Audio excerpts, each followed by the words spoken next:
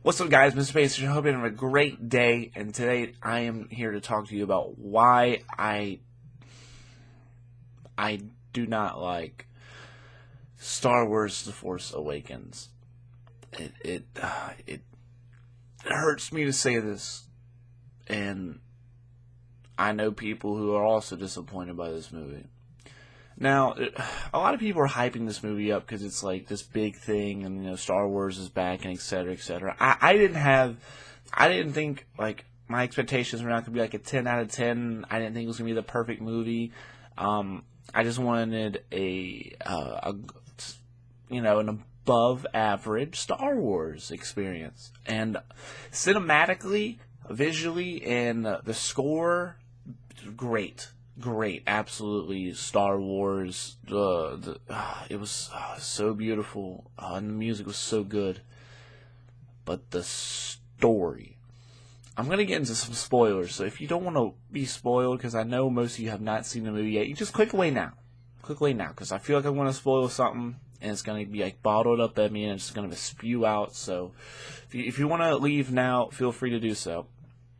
The whole plot line behind this movie is to find Luke Skywalker.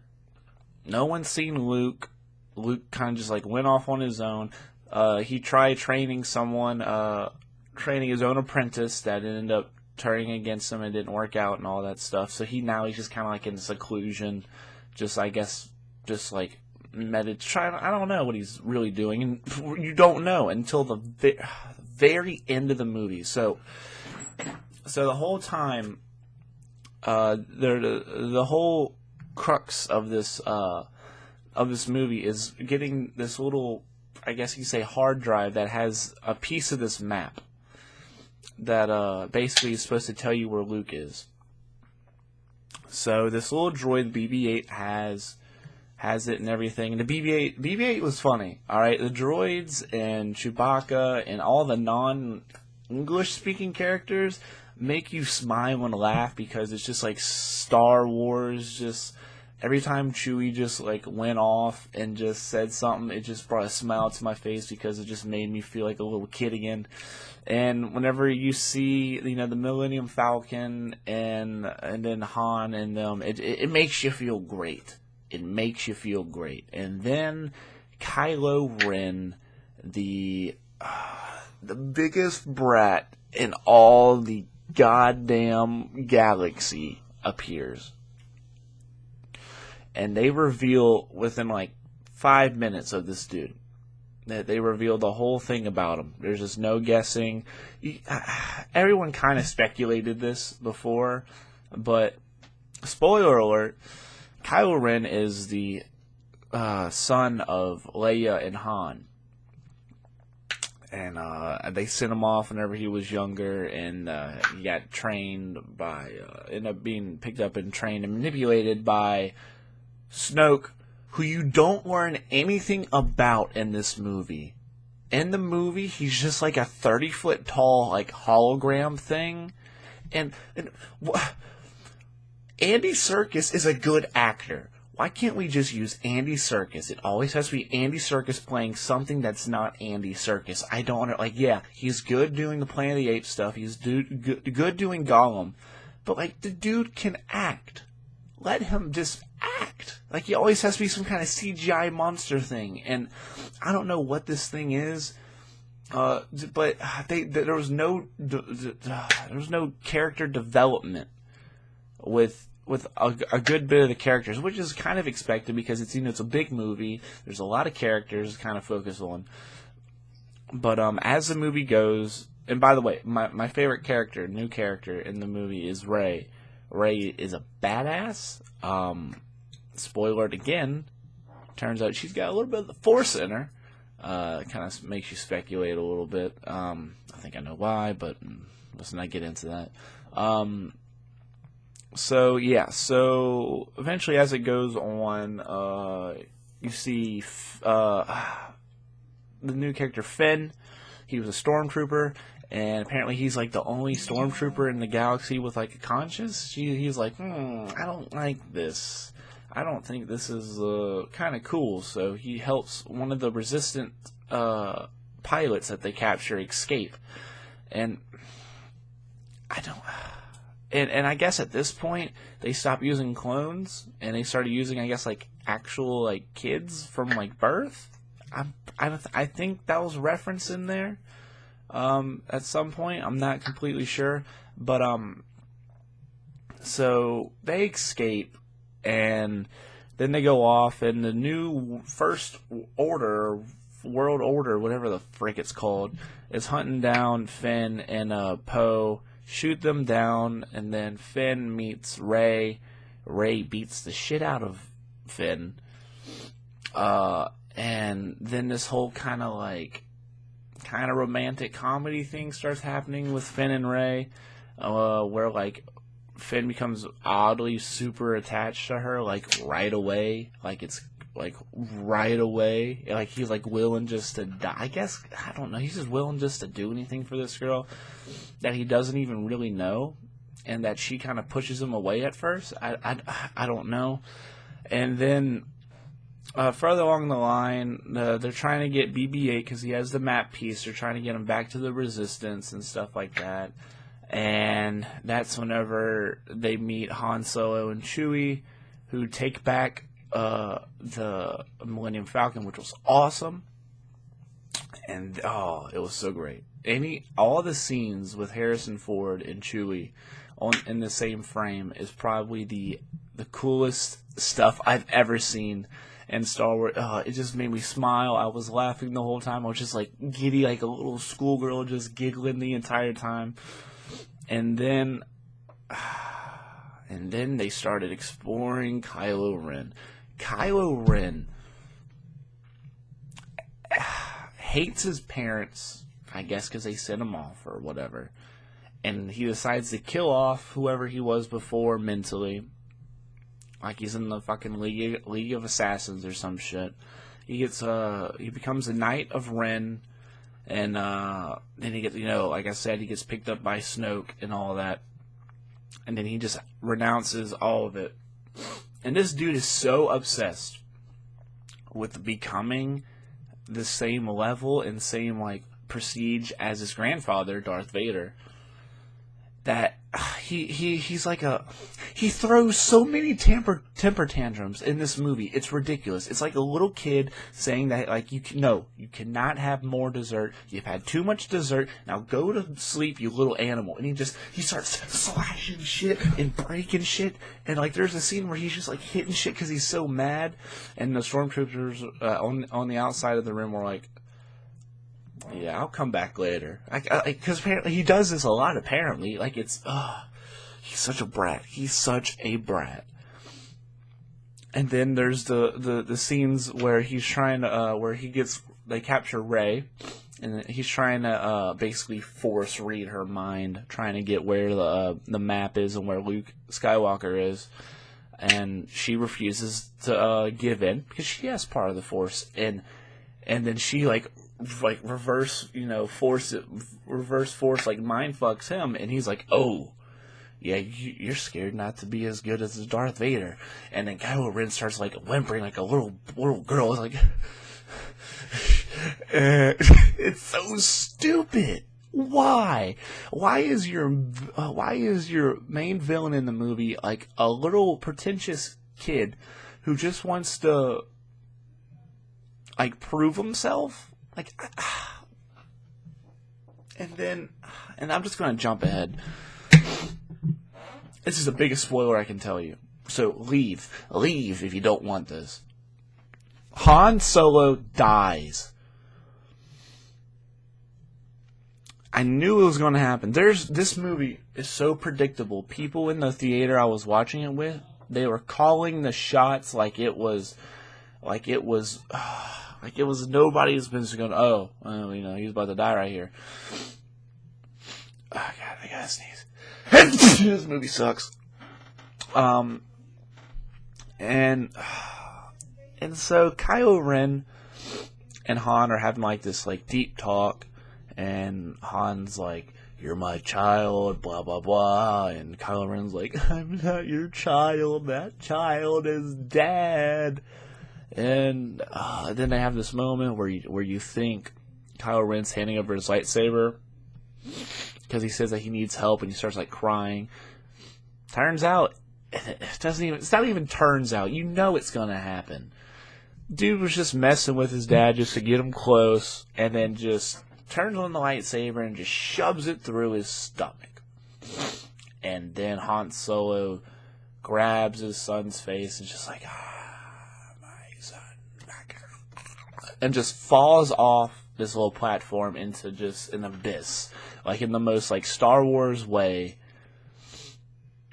Like, man, like freaking Qui-Gon Jinn, like just gets pushed down a little fucking abyss thing. Wow, so stupid, so fucking stupid. Then Chewie goes off on like the best like 10-second rampage of the movie. It was freaking amazing. I was cheering just for that. They didn't even make his death that big of a deal. Nobody was honestly that like mentally affected by his death in the theater.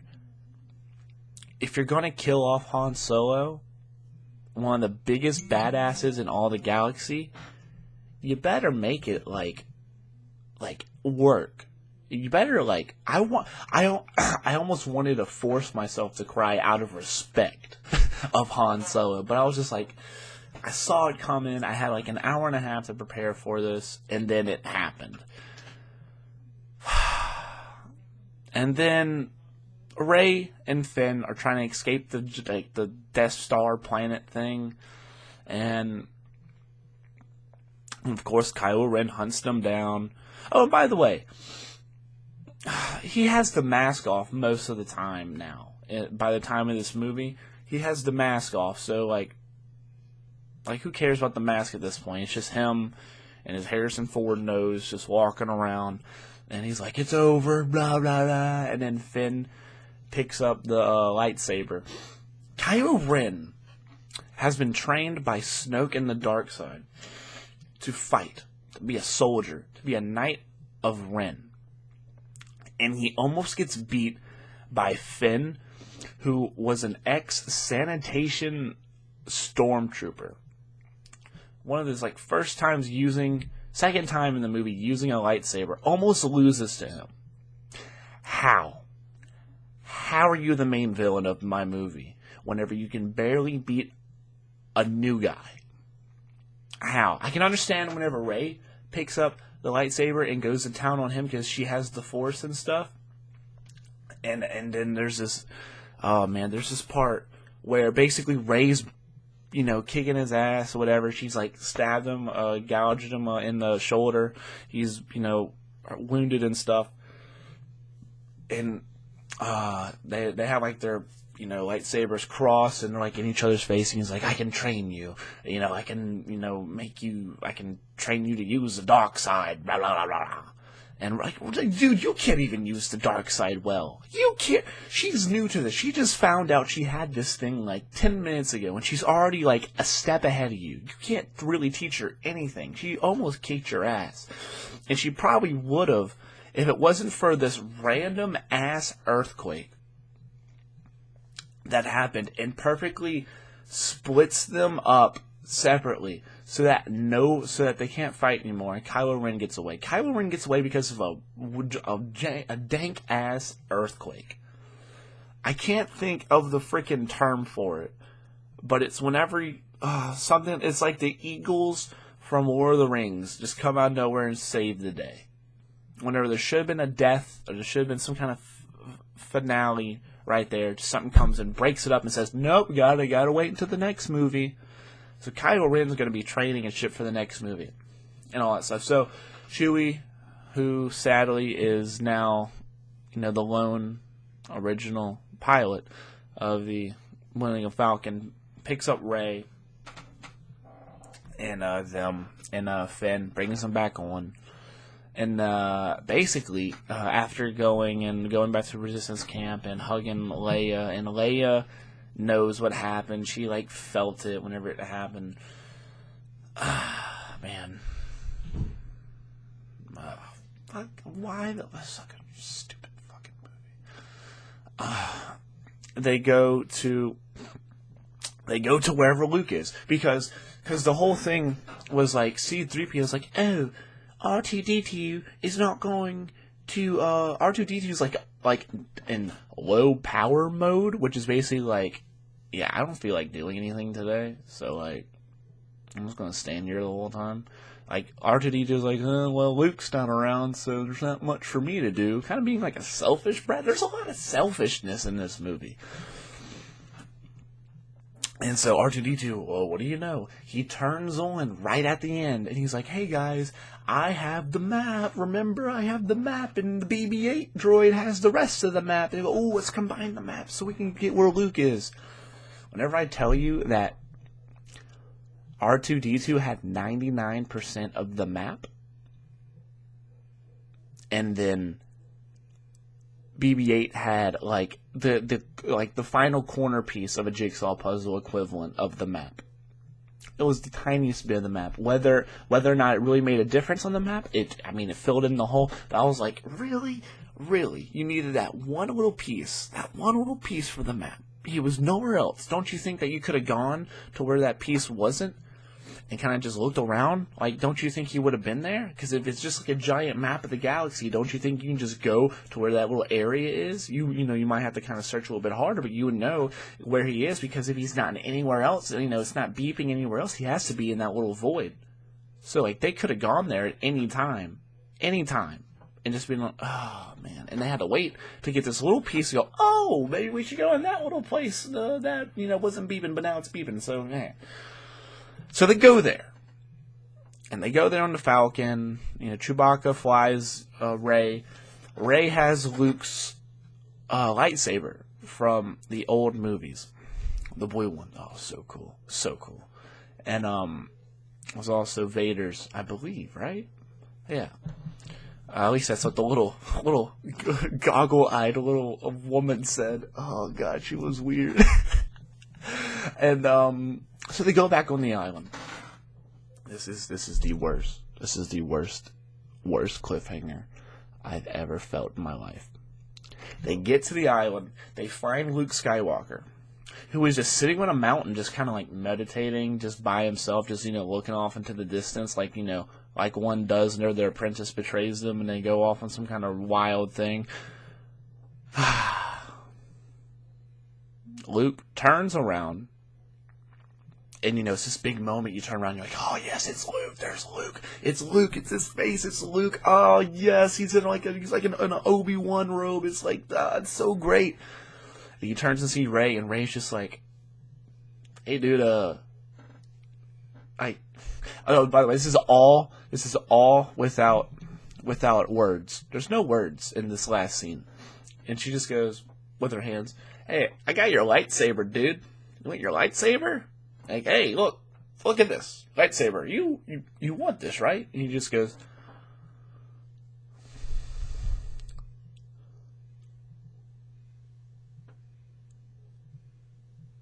and then she goes, and then the movie ends. The movie ends on a stare down. On a stare down of like, what do we do now? Oh, what do we do now? We end the movie. This movie is a nostalgia-ripping, heartbreaking, manipulative 2.5-hour trailer for Episode 8, where Luke Skywalker is going to be the main focus point. Han Solo's now dead. He's going to be working with Leia in the Resistance, and we're going to find out who his apprentice was and all this stuff, and maybe I can learn something about who the fuck this Andy Serkis Snoke is, because, fuck actual Andy Serkis. This movie is the biggest cock tease. This movie is not better than any of the original three. The original three are great movies. It's better than the prequels, but let's be honest, like a dead rabbit on the side of the road is like better than the prequels. Let's be honest here, guys. I wanted this movie to be great. It's not great. It's not good. It's an average Star Wars movie, and it hurts because this is the first time I've ever been to like a early midnight like screening of a Star Wars movie, and I was like, yes, this is like something I'll think about forever. And I was so angry. I'm still angry. Oh man. Go see it. Go see it. And let me know what you think about this movie. I'm going to go see it again. Just to see if I still feel the same way. I think I will. Hopefully I won't. But yeah. Am I like overall opinion over this 20 minutes of talking? This is a 2.5 hour trailer for the next movie. And then maybe after, we get the next, episode 8 and 9 or whatever, and we get, the newest trilogy that Disney is going to push at us, then maybe I'll go back and look at 7 and be like, that's a great setup for what they're going to do. But for what it leads to now, I did not like it at all. Because now I know that Kylo Ren's going to be in the next one. Probably going to be even poutier than ever. Yeah, so I've been trying to get my setup done to do movie and gaming reviews, and I haven't got to that yet. So, without anything, I'm going to give this movie a 6.5 out of 10. It's an above average movie, but not great. It's an average Star Wars movie. I would be generous to give it a 7 based off of cinematics and the score alone, but there was just some points in the movie where Finn, aka Kevin Hart, just has like these weird dialogue moments. There's some weird dialogue moments in here, and I wanted it to work, and some of it didn't. And they didn't explain Captain Phasma enough. Captain Phasma was barely even talked about. And she was like held at gunpoint. She's like, okay, I'll do what you say. And like, she was supposed to be like this big badass, but really she's just like a pushover, like, oh, you got a gun on my head, I'll do whatever you say. Anywho, guys, 6.5 out of 10. Guys, let me know what you think about Star Wars The Force Awakens. Have you seen it yet? Will you see it? Let me know in the comment section down below. I understand if my opinion is not the popular one. I might do an update video whenever I go see it again. So, with that said, I hope you guys enjoyed this video. If you did, make sure to like, rating, subscribe. And without further ado, guys, my name is Payne. I love your face. Love you. I love you. Don't hate me too much. I'll see you later.